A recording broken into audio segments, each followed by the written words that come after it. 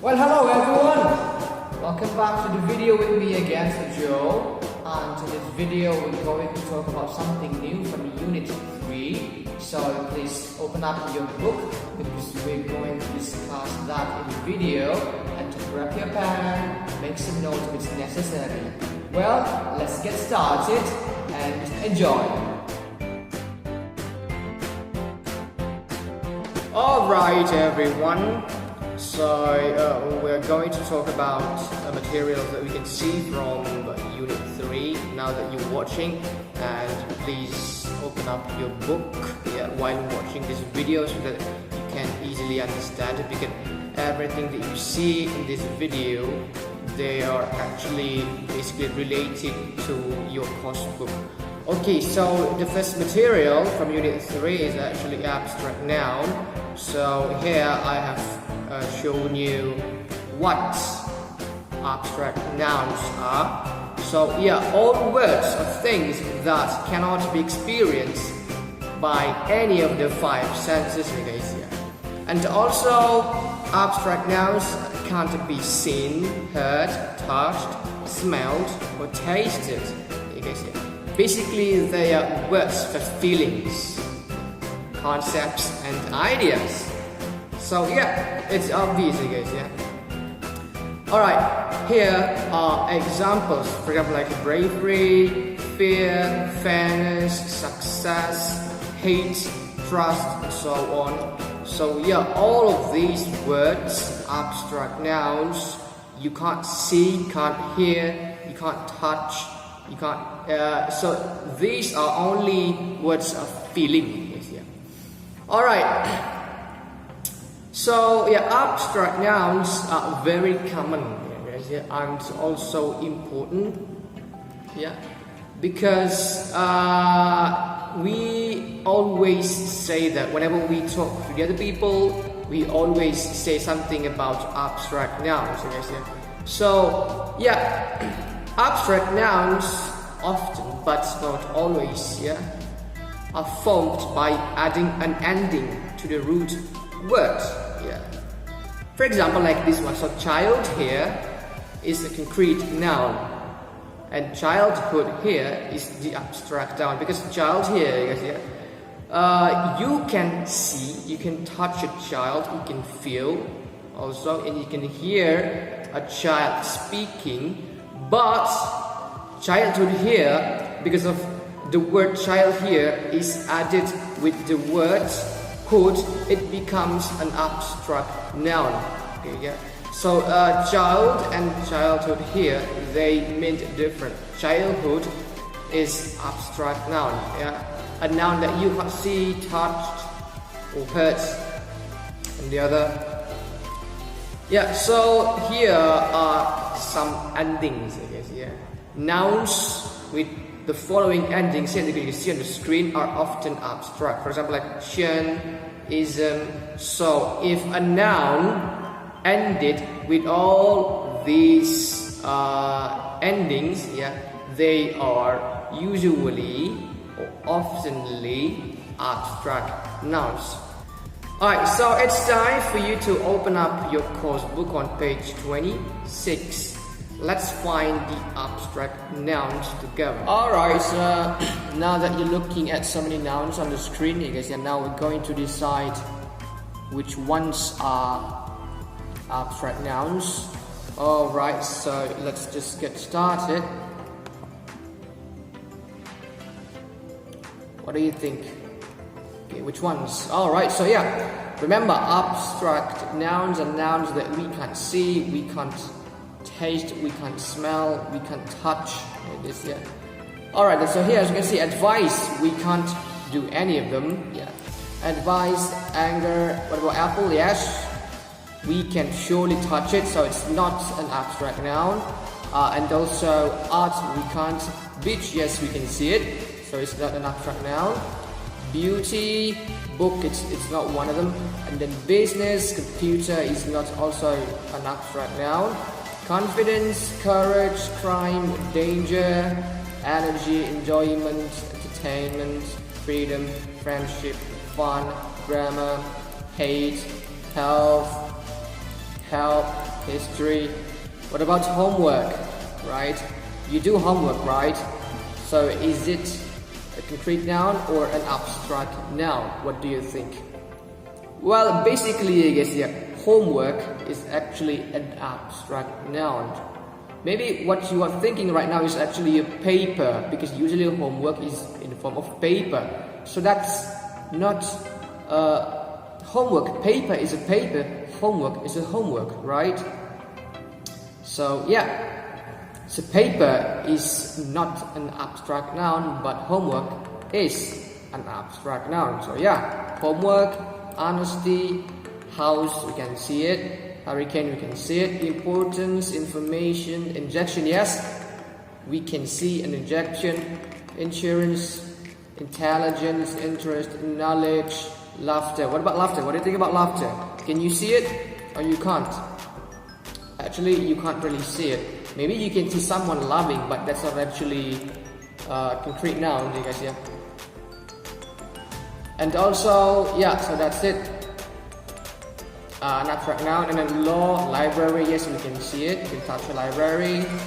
Then life, love, luck, yes, music, because we can hear it.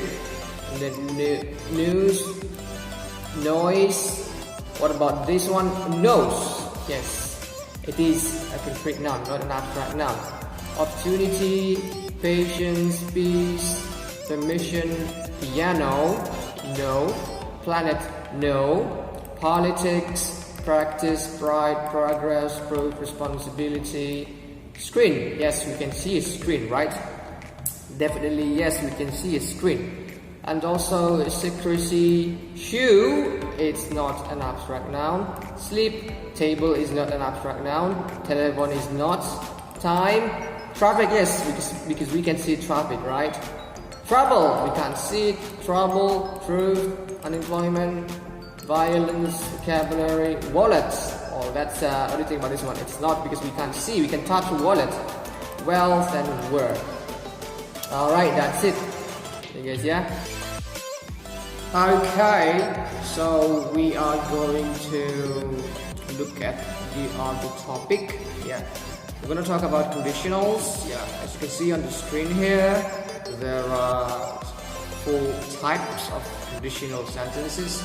Conditional sentence type 0 or 0 conditional, and then conditional sentence type 1 or the first conditional sentence type 2 is second conditional, and conditional sentence type 3, you can say it as the third conditional, I guess, yeah.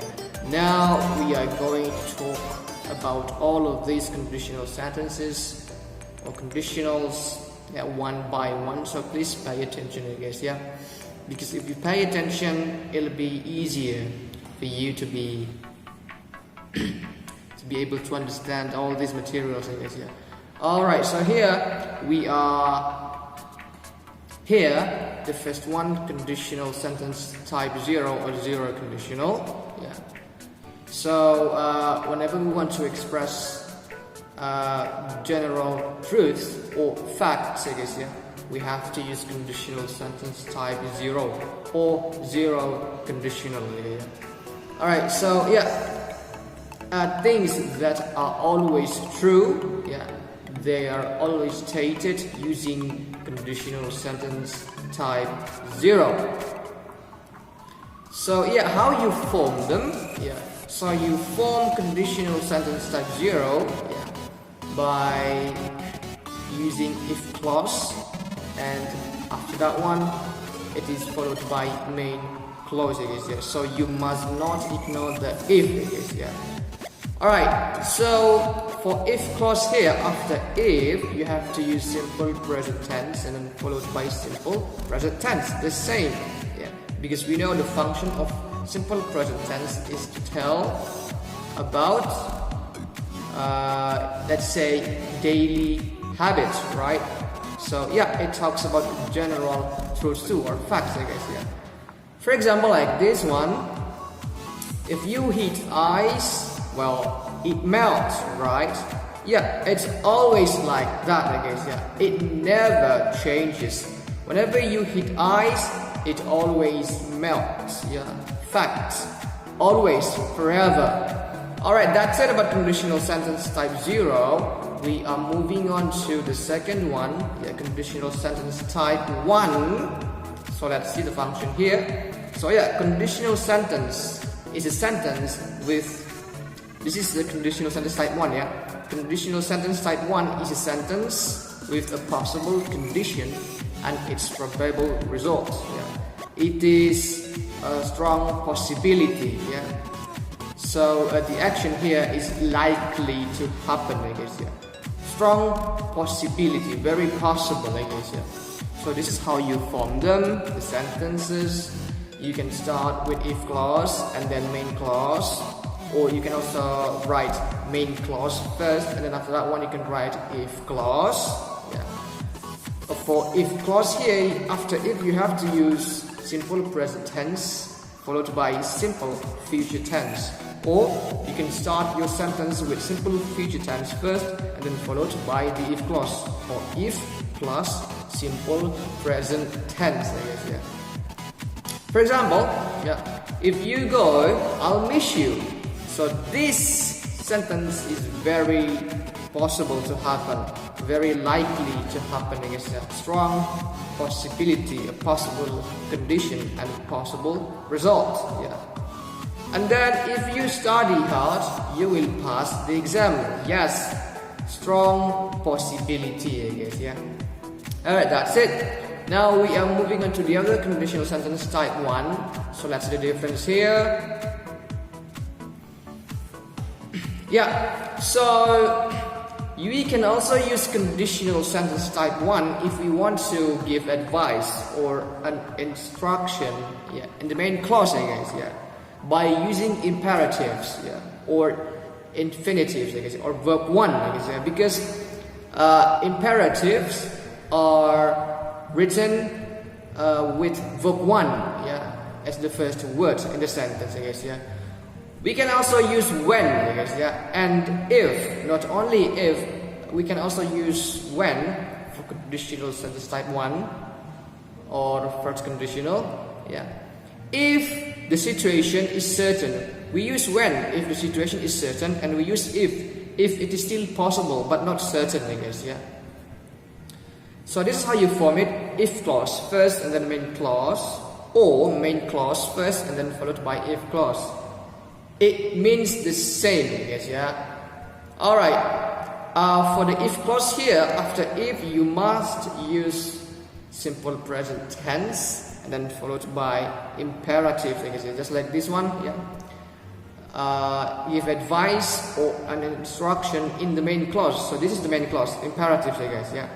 So if you want to write imperative, you have to use verb 1 first, I guess, yeah. For example, when you go, yeah, so you here, yeah, the subject, yeah, definitely go, yeah, certain, yeah.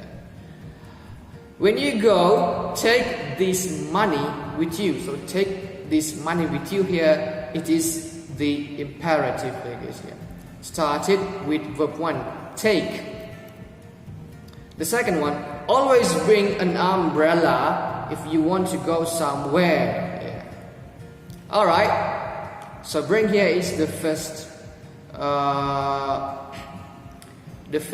word that states imperative, I guess. And also the if clause here, as you can see, if you want to go somewhere, it is actually the simple present tense here, I guess, yeah.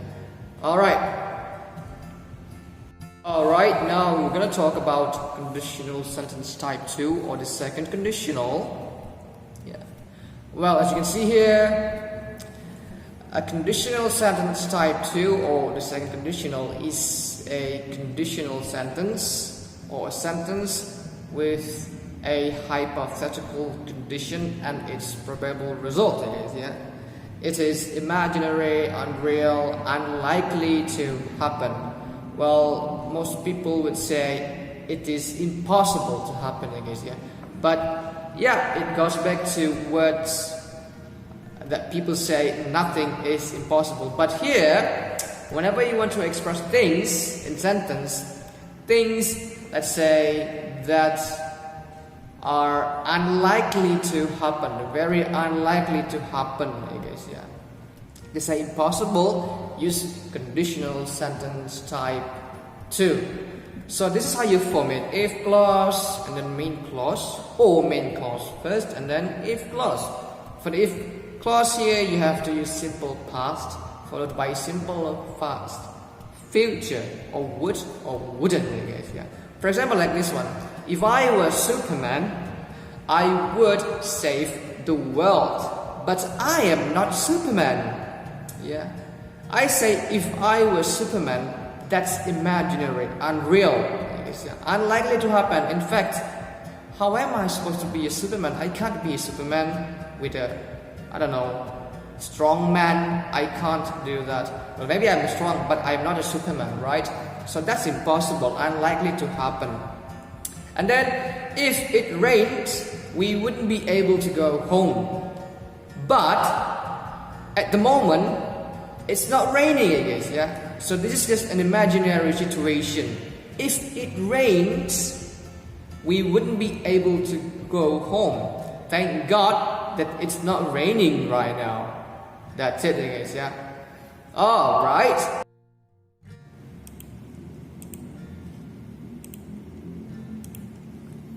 Okay, what about conditional sentence type 3? Or the third conditional? Well, as you can see here on the screen, yeah. So we can use the third conditional here if we want to talk about an unreal past condition, or we want to regret about something, we can use conditional sentence type 3. Or maybe we want to criticize something that did not happen in the past, yeah, we can use the third conditional. Well, basically, we use the third conditional to talk about the past. We talk about something that did not happen in the past, and then we regret it, or we want to criticize about something that did not happen in the past, I guess, yeah. So that is how conditional sentence type 3 functions. So that's how we use this conditional sentence. Alright, so this is how you form it, just like this is the same, yeah. If clause, main clause, or main clause first and then followed by if clause. Well, after if here, for the if clause, we have to use the past perfect and followed by would or wouldn't have plus past participle, I guess, yeah. For example, if I had studied, I would have passed the exam. Unfortunately, I did not study, so that's why I did not pass the examination, something like that, I guess, yeah. The second one, she would have been happy, yeah, if we had met, but the fact is that we did not meet, that she was not happy, she was sad. Okay, so we regret it. Okay, I guess, yeah. Hopefully you can understand from what I just explained to you, I guess, yeah. It is about regret, okay, and it is also about to criticize something, I guess, yeah. Yeah, I think that is an easy thing, yeah, to be understood by all of us here. Yeah. Now the last one here, as you can see, we are going to learn about if only, I guess, yeah. We can also use if only if we want to express our regret.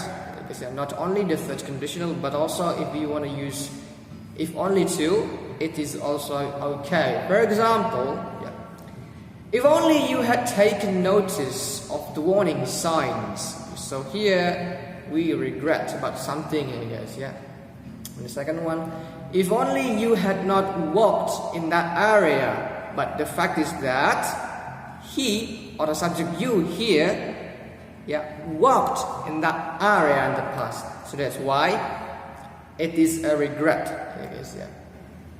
Alright then, so finally, it's time to open up your course book again on page 28, I guess, yeah. I'm gonna need you to read the text titled During a Hurricane find the conditional sentence there, and we will discuss about it during Zoom soon, I guess. Yeah. Alright, then I think that's it about the material. Well then, that's the end of it. Hopefully you have got so many things and you have learned so many things that you can remember them all and you can apply them in your daily life. If you have questions, you can ask me during Zoom meeting later. Don't forget, and thank you for watching and see you.